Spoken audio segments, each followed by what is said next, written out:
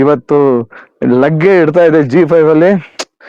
ಇದ್ರೆ ನೆಮ್ಮದಿಯಾಗಿರ್ಬೇಕು.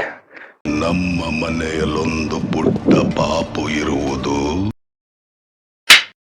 ನಮಸ್ಕಾರ ಸ್ನೇಹಿತರೆ, welcome back to public talk Kannada cine Duniya YouTube channel. ನಾನು ನಿಮ್ಮ ಪ್ರೀತಿಯ ಜವಳಿ ಕೊಟ್ರೇಶ್. ಸ್ನೇಹಿತರೆ, ನಾನು ಈ ವಿಡಿಯೋ ಮಾಡೋ ಉದ್ದೇಶ ಏನಂದ್ರೆ, ಇವತ್ತು OTTಗೆ ಒಂದು ಸಿನಿಮಾ ಅಂದ್ರೆ ನಮ್ಮ ಕನ್ನಡದ ಬಿಗ್ಗೆಸ್ಟ್ ಸ್ಟಾರ್ ಸಿನಿಮಾ OTTಗೆ ಲಗ್ಗೆ ಇಡ್ತಾ ಇದೆ. ಅದು G5 ಅಲ್ಲಿ.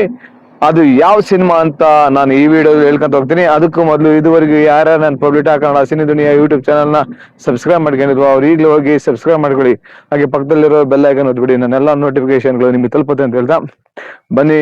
ಆ ಒಬ್ಬ ಬಿಗ್ ಸ್ಟಾರ್ ಮತ್ ಬೇರೆ ಯಾರಲ್ಲ, ನಮ್ಮ ನಿಮ್ಮೆಲ್ಲರ ಅಚ್ಚುಮೆಚ್ಚಿನ ನೆಚ್ಚಿನ Dewas challenging star Darshan sir ಅವರ ಸಿನಿಮಾ ಡೆವಿಲ್.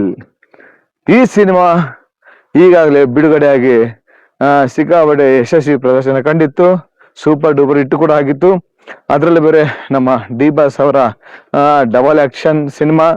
ಅದ್ರ ಜೊತೆಗೆ ಈ ಒಂದು ಸಿನಿಮಾದಲ್ಲಿ ನಮ್ಮ ಡಿ ಬಾಸ್ ಅವರು CM ಅಂದ್ರೆ ಚೀಫ್ ಮಿನಿಸ್ಟರ್ ಕೂಡ ಹಾಕ್ತಾರೆ. ಇಂಥ ಒಂದು ಸಿನಿಮಾ, ಬ್ಲಾಕ್ ಬಸ್ಟರ್ ಸಿನಿಮಾ ಇದು. ಈ ಸಿನಿಮಾವನ್ನ ನಿರ್ದೇಶನ ಮಾಡಿದ್ದು ನಮ್ಮ ಮಿಲನ ಪ್ರಕಾಶ್ ಸರ್ ಅವರು. ಈ ಒಂದು ಸಿನಿಮಾ ರಿಲೀಸ್ ಆದಾಗೆ ಸಿಕ್ಕಾಪಟ್ಟೆ ಹೈಪ್ ಕೂಡ ಕ್ರಿಯೇಟ್ ಮಾಡಿತ್ತು. ಅದರಲ್ಲೂ ಇದ್ರೆ ನೆಮ್ಮದಿಯಾಗಿರ್ಬೇಕು ಈ ಸಾಂಗ್ ಕೂಡ ಸಖತ್ ಹೈಲೈಟ್ ಆಗಿತ್ತು. ಹಾಗೆ ನಮ್ಮ ಡಿ ಬಾಸ್ ಅವರ ಡಬಲ್ ಆಕ್ಷನ್ ಸಖತ್ತಾಗಿತ್ತು. ಈ ಒಂದು ಸಿನಿಮಾದಲ್ಲಿ ನಮ್ಮ ಡಿ ಬಾಸ್ ಅವರು ಹಲವಾರು ಅವತಾರಗಳನ್ನ ಹಾಕಿದ್ದಾರೆ, ಅದು ಕೂಡ ಚೆನ್ನಾಗಿದೆ. ಅದರಲ್ಲೂ ಇನ್ನೊಂದು ವಿಶೇಷವಾಗಿ ಅಂದ್ರೆ, ಈ ಡೆವಿಲ್ ಸಿನಿಮಾದಲ್ಲಿ ನಮ್ಮ ನಿಮ್ಮೆಲ್ಲರ ನೆಚ್ಚಿನ ಬಿಗ್ ಬಾಸ್ ವಿನ್ನರ್ ಗಿಲ್ಲಿ ನಟ ಅವರು ಕೂಡ ಅಭಿನಯ ಮಾಡಿದ್ದಾರೆ. ನೀವು ಈ ಸಿನಿಮಾದಲ್ಲಿ ಅವರ ಒಂದು ಕಾಮಿಡಿ ಜಲಕ್ ನೋಡ್ಬೋದು. ಅವರ ಒಂದು ಶೋಭರಾಜ್ ಅವರ ಒಂದು ಕಾಮಿಡಿ ಜಲಕ್ ಸಖತ್ತಾಗಿದೆ. ಯಾರ್ಯಾರೆಲ್ಲ ಇವತ್ತು G5 ಅಲ್ಲಿ ಈ ಡೆವಿಲ್ ಸಿನಿಮಾ ನೋಡೋದಕ್ಕೆ ಕಾಯ್ತಾ ಇದ್ದೀರಾ?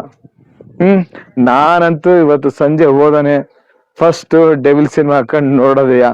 ಯಾಕಂದ್ರೆ ಆ ಸಿನಿಮಾನ ಥಿಯೇಟ್ರಲ್ಲಿ 2 ಸರಿ ಎಲ್ಲ 3 ಸರಿ ನೋಡಿದ್ದೆ. ಹಾಗಾಗಿ ಈಗ ಇವತ್ತು OTTಗೆ ಲಗ್ಗೆ ಇಡೋದ್ರಿಂದ ಯಾಕೆ ಮಿಸ್ ಮಾಡ್ಬೇಕು? ಅದು ನಮ್ಮ ಡಿ ಬಾಸ್ ಅವರು ಏನ್ ಮಾಡ್ತಾರ, ಡಿ ಬಾಸ್ ಅವರು ಆಚೆ ಇದ್ದಿದ್ರೆ ಇನ್ನೂ ಎಷ್ಟು ಸಿನಿಮಾಗಳು ಬಂದಿರವು. ಆ ಭಗವಂತ ಆದಷ್ಟು ಬೇಗ ನಮ್ಮ ಡಿ ಬಾಸ್ ಅವ್ರನ್ನ ಆಚೆ ಬರೋದಕ್ಕೆ ಒಂದು ದಾರಿ ಮಾಡಿಕೊಡ್ಲಿ. ಎಲ್ರ ಜೀವನದಲ್ಲೂ ಒಂದಲ್ಲ ಒಂದು ನಡೀಬಾರದಂತಹ ಘಟನೆಗಳು ನಡೆದೋಗಿರ್ತಾವು. ಅಂತಹ ಒಂದು ಘಟನೆ ನಮ್ಮ ಡಿ ಬಾಸ್ ಅವರ ಜೀವನದಲ್ಲೂ ಆಗಿದೆ.